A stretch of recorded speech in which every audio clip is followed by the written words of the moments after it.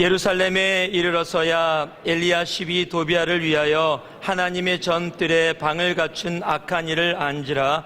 내가 심히 근심하여 도비아의 세간을 그 방 밖으로 다 내어 던지고 명하여 그 방을 정결케 하고 하나님의 전의 기명과 소제들과 유향을 다시 그리로 들여 놓았느니라. 아멘. 자리에 앉아주시기 바랍니다. 오늘은 여러분과 함께 느헤미야 5번째 말씀, 느헤미야는 마지막입니다. 하나님의 사람 시리즈 첫 번째 느헤미야와 엘리야를 여러분과 함께 나누게 되는데, 이제 느헤미야 오늘 5번째로 느헤미야의 마지막 하나님의 사람의 삶에 대한 부분을 나누기를 원합니다. 오늘의 제목이 성공, 그 이유가 더 중요합니다 라는 말씀으로 여러분과 함께 하나님의 말씀, 은혜를 나누고자 합니다. 여러분들은 신데렐라 이야기나 숲속에 잠자는 공주 이야기를 어렸을 때 들으면 어떻게 생각하십니까? 어려움을 겪고 고통 속에 있었던 여주인공이 왕자를 만나서 행복하게 되고 너무너무 기쁘고 마음 따뜻한 그런 느낌을 느끼셨을 거예요. 그리고 꼭 끝에 이 동화책이나 그 만화 영화 같은 데 보면은 꼭 나오는 마지막 단어가 있습니다. They lived happily ever after. 그들은 계속해서 행복하게 살았더라. 그런데 문제는 그 다음의 이야기가 안 나온다는 거예요. 결혼을 하고 나서의 이야기, 왕자를 만나서 모든 역경을 이기고 나서의 이야기는 전혀 얘기하고 있지 않다는 겁니다. 결혼만 하고 나면 행복합니까? 우리 공주님들, 왕자님 만나고 나시니까 무조건 happily ever after입니까? 예? 끄떡이려고 노력을 엄청나게 하시는데 그렇지 않은 경우들도 굉장히 많을 겁니다. 또 왕자님이 병에 걸려서 일찍도 돌아가실 수도 있는데 그런 내용들은 전혀 얘기하고 있지 않아요. 그냥 혼자 상상해 봤습니다. 신데렐라와 결혼한 왕자가 나중에 이렇게 혼자 괜히 조그만 방에서 고민했을지도 몰라요. 내가 왜 그 신발을 가지고 찾아다녔던가? 내가 조금만 참았으면 되는데 내가 왜 그 신발을 가지고서 찾아다녀갖고 내가 이 여자를 만났나? 만약에 숲속에 잠자는 공주를 깨운 왕자가 이렇게 얘기했을지도 몰라요. 친구들을 다 모아놓고 너 결혼할 때 절대 얼굴 보고 결혼하지 마라. 마음이 중요하단다. 나 봐라. 내가 얼굴 보고 그 괴물들하고 싸워서 가서 키스했더니 내가 이렇게 산다. 모르는 일이에요. 우리는 보통 어떤 어려움을 겪고 이겨나가면 그저 모든 것이 앞으로는 정말로 happily ever after, 모든 것이 행복할 거라고 생각하고 살아갈 때가 많이 있습니다. 21세기의 신데렐라고 불렸던 영국의 왕세, 이 다이애나, 이 세자비, 여러분 너무 잘 아십니다. 그녀의 삶이 어떻게 마무리가 됐었는지를요. 한 인생이나 가정이나 교회나 한 번의 성공이 영원한 성공을 보장해 주지는 않습니다. 오늘의 말씀이 바로 그 내용입니다. 오늘의 말씀은 느헤미야 13장, 즉 마지막 장의 내용입니다. 6장에서 모든 역경과 또 반대파들의 꼼수를 이기고서 52일의 기적을 느헤미야가 이루었습니다. 성공했습니다. 그리고 나서 7장에서 9장을 통해서 예배도 회복되어졌고 모든 것들이 아름답게 이루어져가는 모습들을 이루어냈습니다. 그리고 10장과 12장까지 그 성벽을 건축하는 일에 동원됐던 모든 사람들의 이름을 일일이 기록해내면서 정말로 하늘의 상급과 땅의 상급에 대한 부분까지도 다 나누고 있습니다. 그리고 이제 모든 성벽이 건축됐기 때문에 어려움을 이기고 이제 이스라엘은 앞으로 굉장히 모든 것이 좋아질 거다. 이제는 성벽이 완성됐으니까 모든 것이 다 아름답게 이루어질 것이다 라고 희망과 소망에 부풀어져 있었을 겁니다. 그런데요, 이 모든 일을 마치고 12년 동안 그 모든 과정을 마친 후에 느헤미야가 잠시 페르시아로 돌아갑니다. 그런데 잠시 페르시아로 갔다가 돌아왔는데 이 13장에 그동안 모든 것이 다 괜찮다라고 생각됐던 것이 엉망이 되어져 있는 상황을 이 느헤미야가 발견하게 되는 겁니다. 즉 이스라엘의 타락이 느헤미야라는 한 사람이 잠깐 그 자리를 비운 사이에 이루어지게 된 거라는 겁니다. 여러분 아시죠? 산을 오를 때보다 산을 내려갈 때가 더 힘이 드는 겁니다. 이유는 산을 오를 때가 왜 올라야 되는지 목적이 있기 때문에 오히려 더 마음을 다지고 최선을 다해서 올라갑니다. 그러나 그 목적을 이루고 난 후에 내려올 때는 마음이 느슨해지기 마련입니다.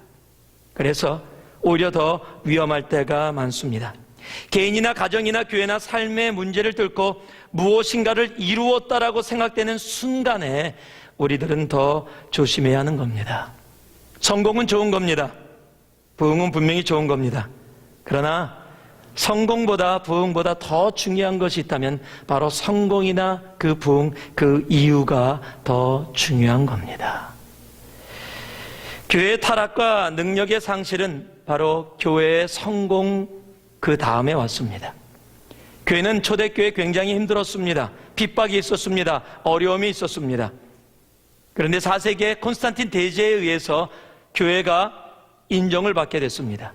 그리고 그 후에 교회는 거룩성을 상실했고 능력을 상실했고 교회의 타락이 시작이 되었습니다. 영국도 마찬가지입니다. 야만인들이 모여있던 영국을 변화시켰던 것은 그리스도의 복음이었습니다. 그리고 온 세계에 복음을 전했던 나라가 바로 영국이라는 나라입니다.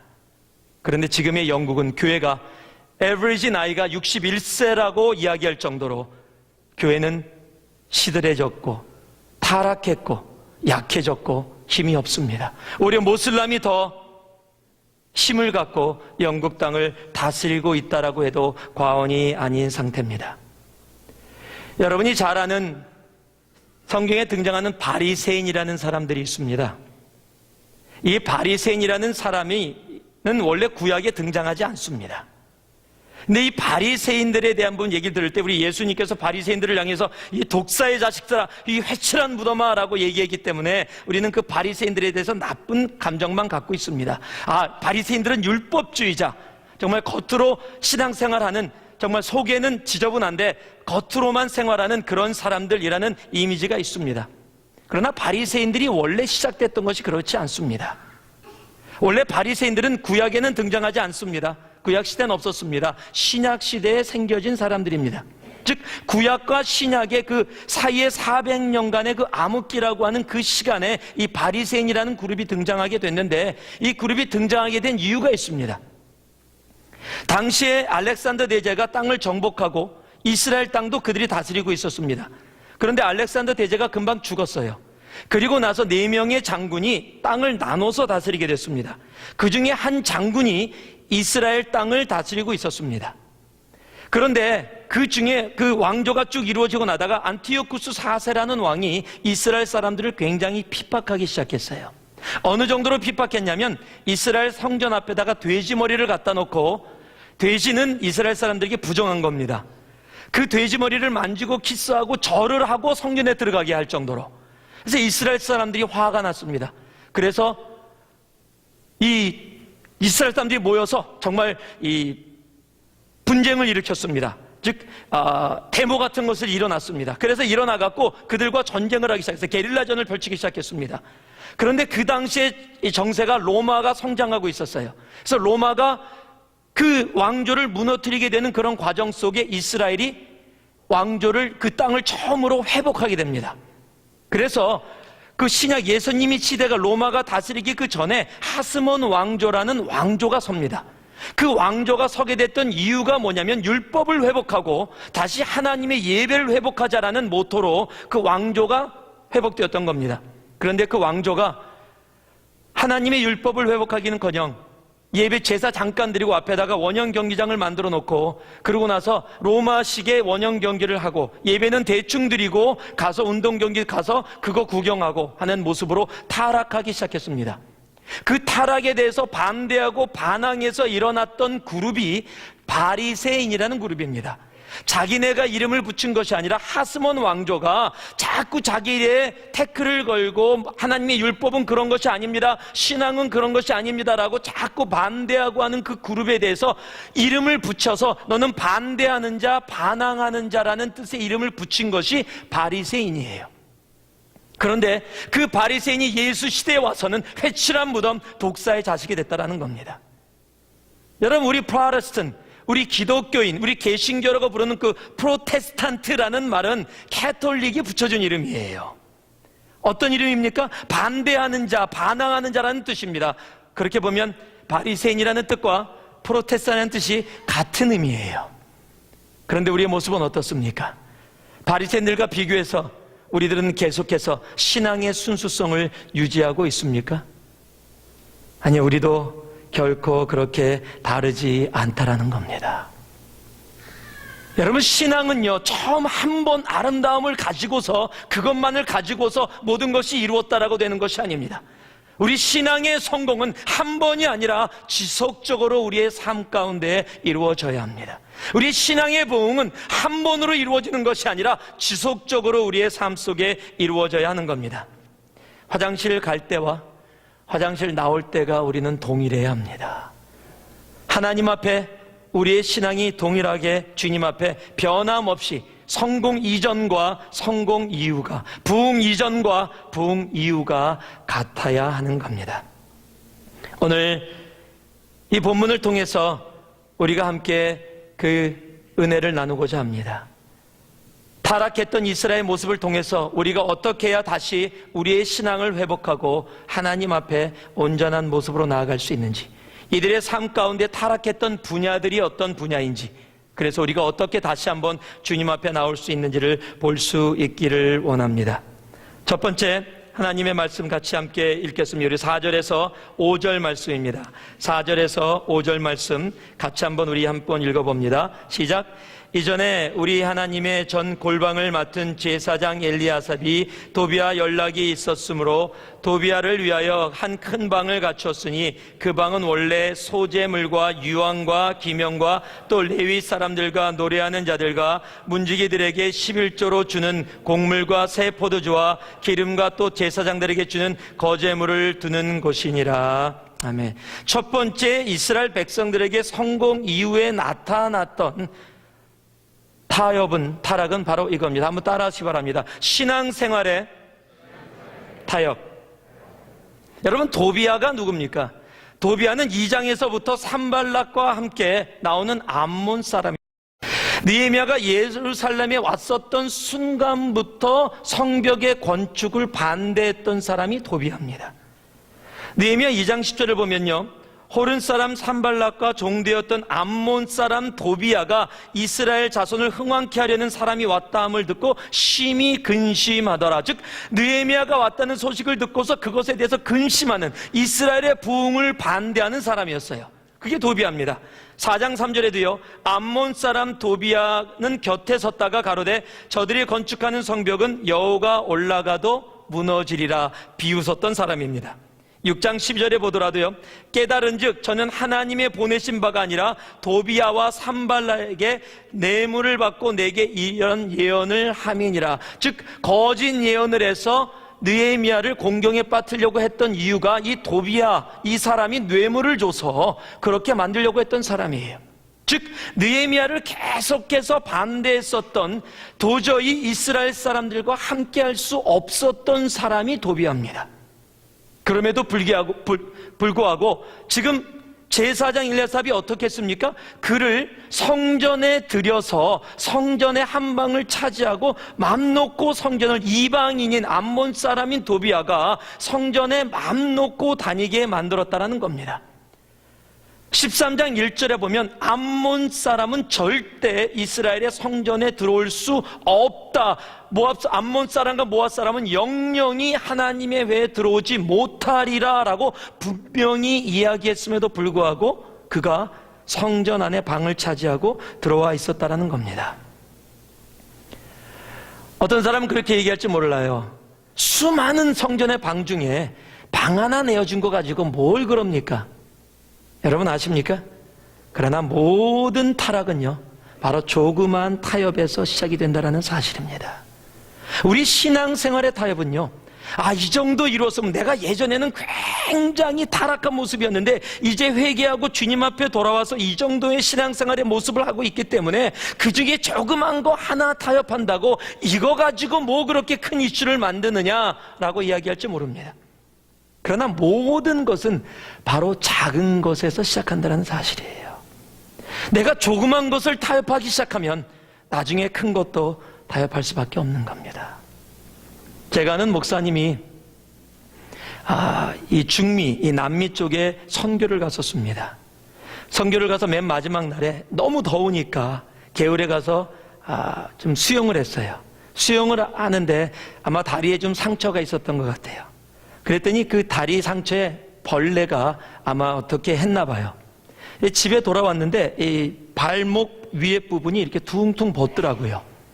목사님 왜 그러냐 그랬더니 아마 벌레가 좀 쏜 것 같다고. 그래서 그냥 놔뒀습니다. 별거 아니라고 생각하고. 그냥 시간이 지나가면 지나갈수록 퉁퉁퉁퉁 계속 더 부는 거예요. 완전히 발목이 안 보일 정도로 부었습니다. 그래서 병원을 갔습니다. 병원에서 보더니 한번 사진을 찍어보자고. 그래서 사진을 찍었더니 이 다리 안에 유충이 벌레가 생겨갖고 그 안에 알을 놓은 겁니다. 알을 낳아서 그 알이 그 안에서 부화가 됐어요. 그래서 그 안에서 수천 마리, 수만 마리가 그 안에서 부화가 된 겁니다. 다리 안에서. 상상만 해도 징그럽죠. 이제 개울 못 들어갑니다, 여러분들. 그래서 그걸 어떻게 해야 되냐? 일일이 레이저로 한 마리씩 딱 죽여야 된대요. 그 방법밖에 없대요. 그래서 몇 달을 고생하셨습니다. 가서 일일이 레이저로 그거 한 마리 한 마리 다 죽이느라고. 근데 그 죽이는 자체가 아니라 생각해요. 자기 다리에 완전히 그 에일리언이잖아요. 그 벌레가 살고 있다.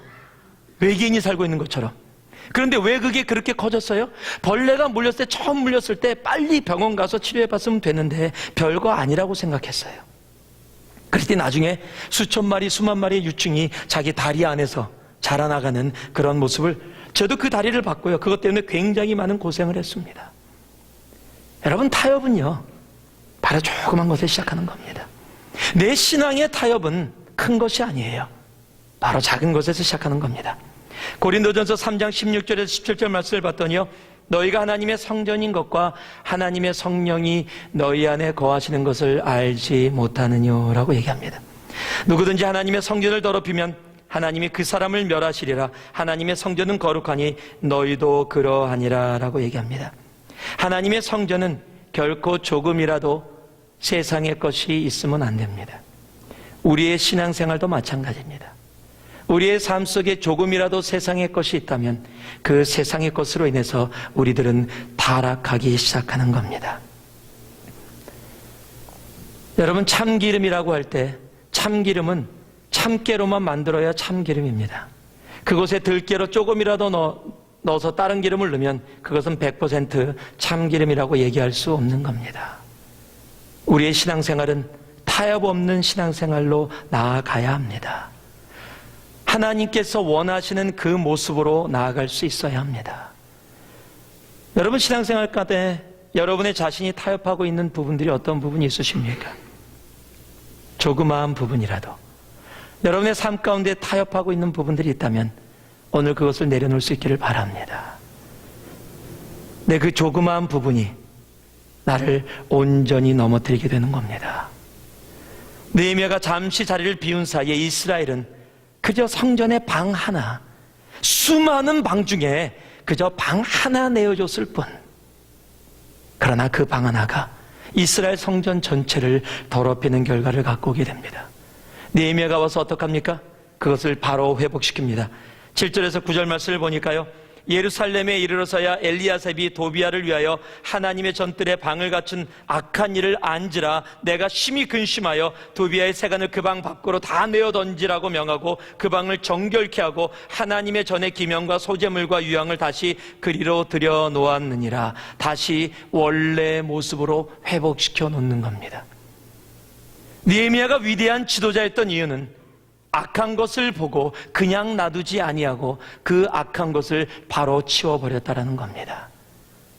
여러분, 조그만 것을 그냥 놔두지 마시기 바랍니다. 내 삶 속에 내 신앙을 방해하는 조그마한 것, 그것으로 인해서 우리는 성공을 누리지 못하고 그 성공 이후에 타락으로 빠질 수 있게 되는 겁니다. 여러분의 신앙생활 가운데 자그마한 것이 무엇입니까? 그 자그마한 것 때문에 우리들이 경건의 모양은 갖추지만 경건의 능력이 없이 살아갈 때가 있는 겁니다.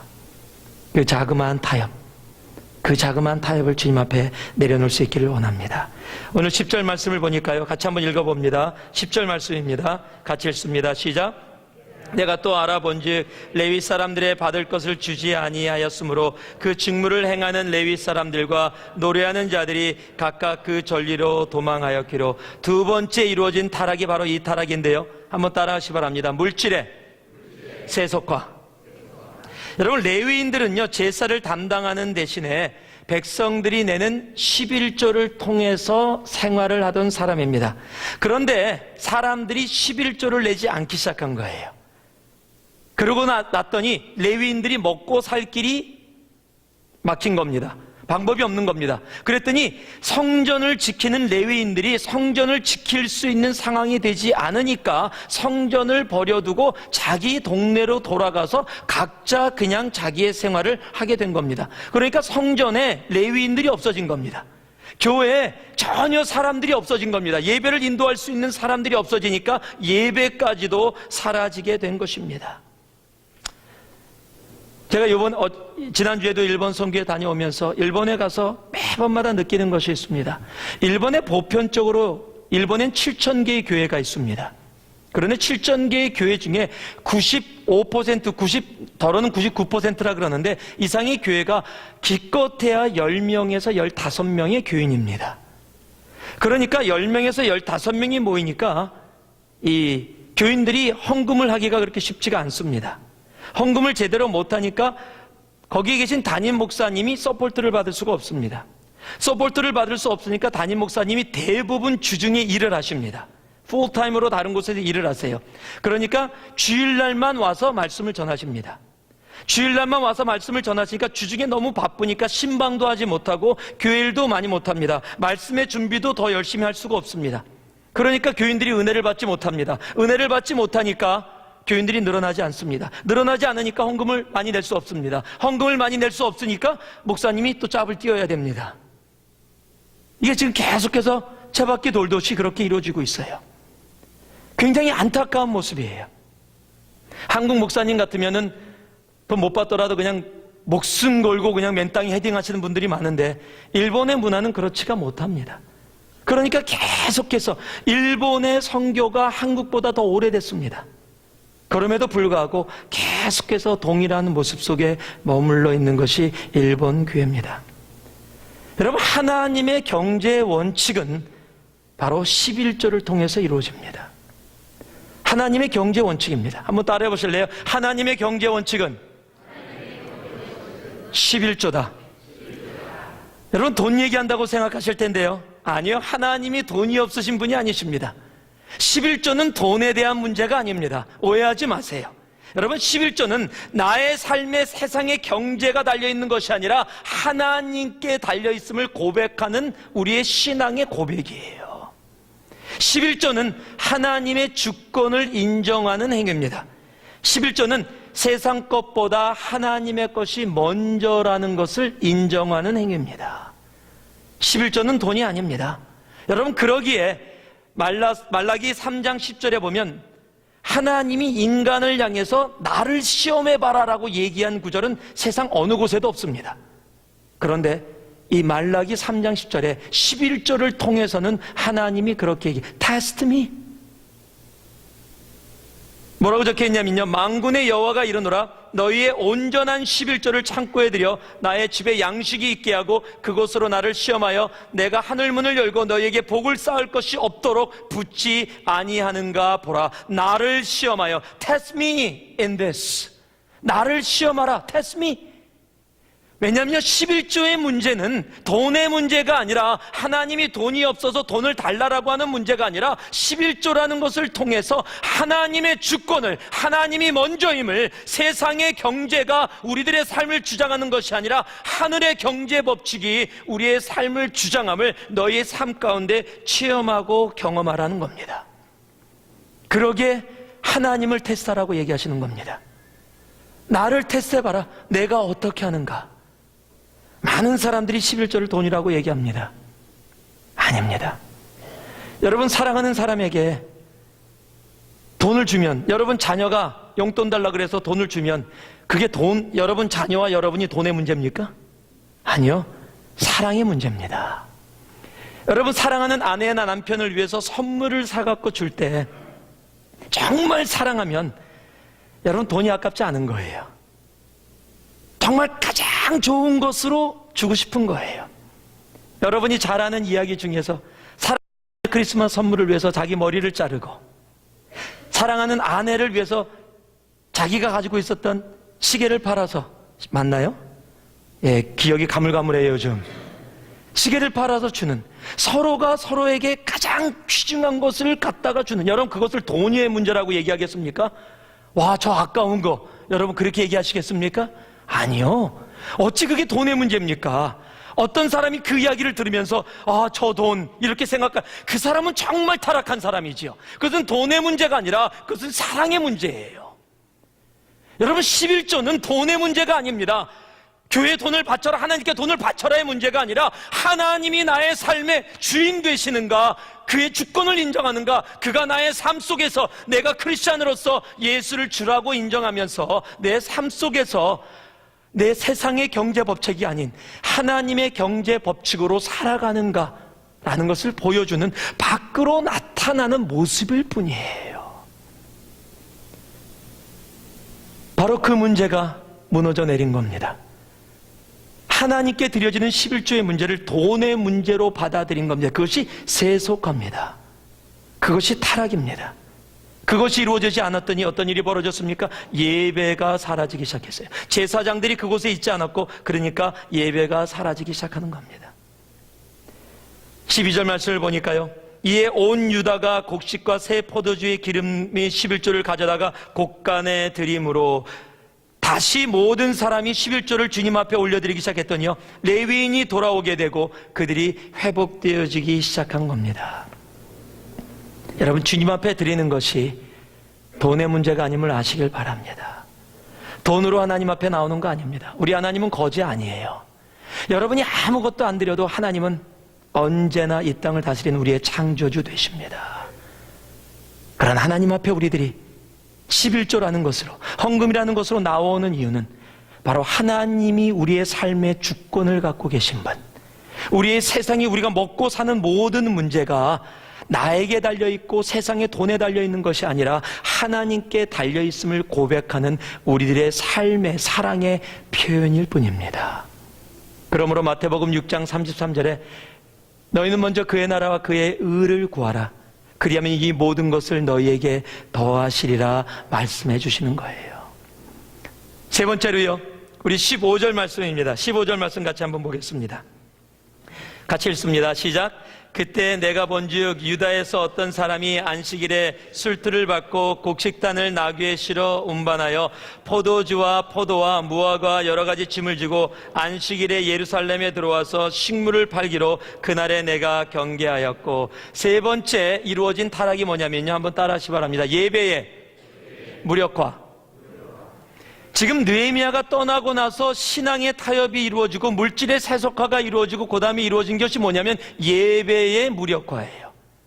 바로 예배가 사라지기 시작한 겁니다. 안식일은 거룩하게 지키라는 것이 이스라엘의 율법이에요. 그런데 지금 안식일에 뭐를 하고 있습니까? 일을 하고 있다는 겁니다.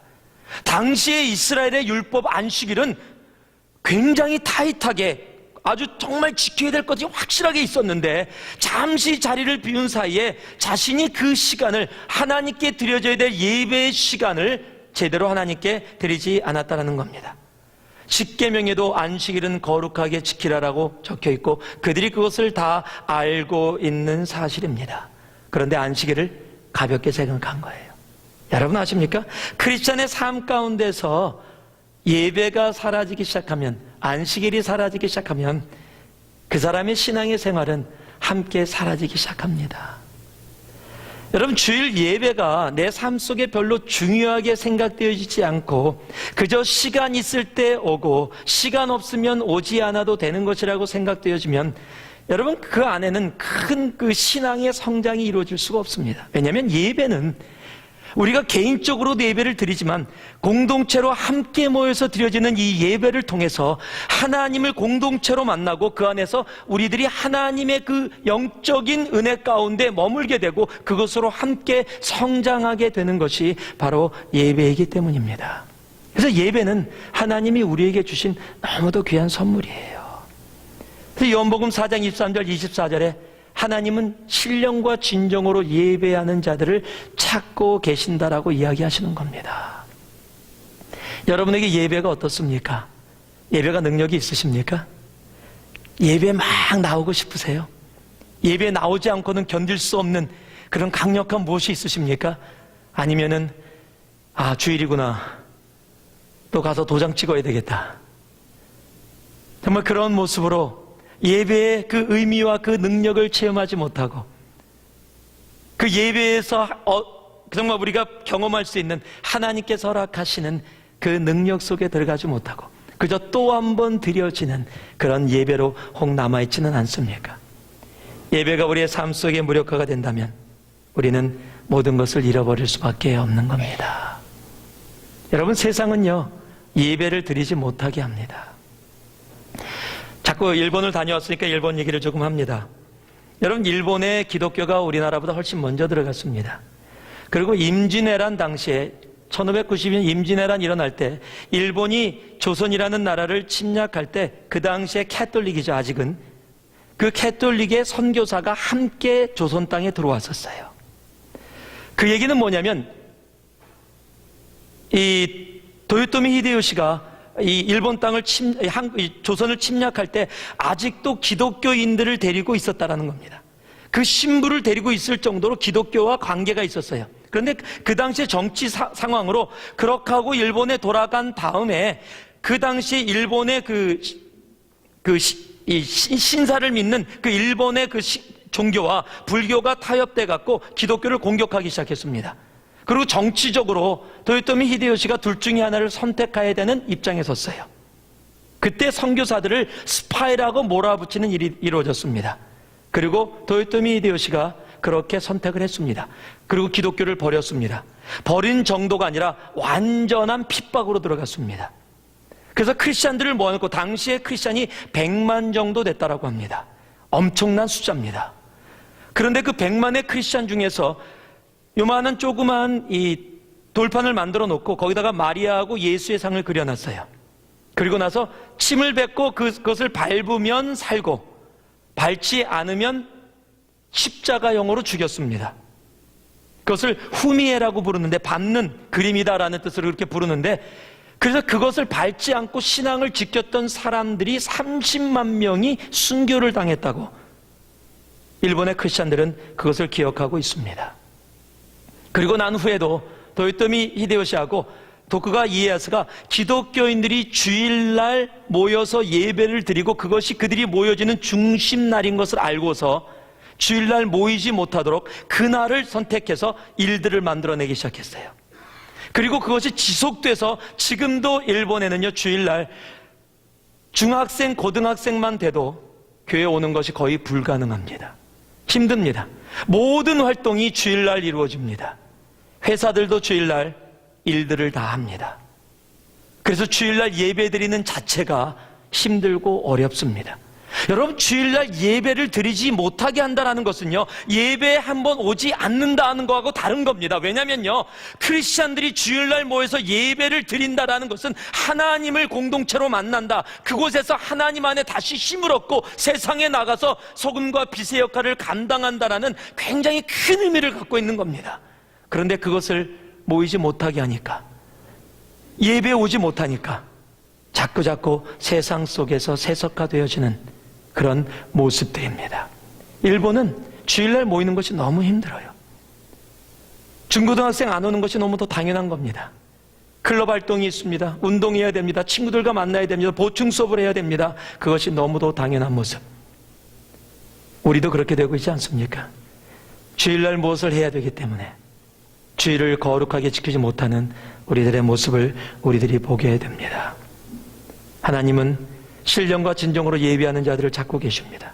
이 예배를 무력화시켜서 우리들에게 신앙의 생활을 제대로 못하게 하는 그 과정을 우리는 벗어나 주님 앞에 믿음으로 나아가야 하겠습니다.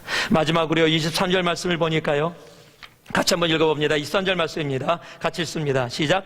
그때 내가 또 본즉 유다 사람이 아스돗과 암몬과 모압 여인을 취하여 아내를 삼았는데, 한번 따라하시 바랍니다. 가정의 파괴. 지금 사탄이 공격하는 여러 가지 모습 속에서요, 네 번째가 뭐냐면 가정의 파괴입니다. 창세기에 보면 하나님께서 아담과 하와를 만드시면서 그곳에서 가정을 이루셨습니다. 남자와 여자의 결합입니다. 하나님이 아담과 이브를 만드셨지 아담과 스티브를 만드신 게 아니라는 거예요. 하나님이 아담과 이브를 만드셔서 한 가정을 이루게 하셨는데, 지금은 세상은요, 아담과 스티브도 한 가정이라고 얘기합니다. 혹시 여기 스티브 계시면 죄송합니다. 네? 남자와 남자가 사랑해도 가정이고, 여자와 여자가 사랑해도 가정이고, 그리고 이제는 학교에서 그렇게 가르치지 않으면 안 되는 법적으로 그렇게 만들었어요.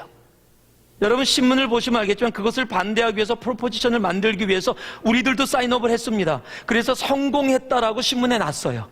그래서 프로포지션이 이제 11월 달 선거에 나와서 그것을 투표해서 지금 결정됐던 남자와 남자도 가정이고 여자와 여자도 가정이고 학교에서 우리 자녀들에게 강제적으로 가르치게 하는 것을 반대하는, 그래서 다시 투표해서 그것을 뒤집게 하는 그 법이 통과됐다고 감사하다고 막 신문에 났었습니다. 그런데 얼마 전에 또 신문에 났어요.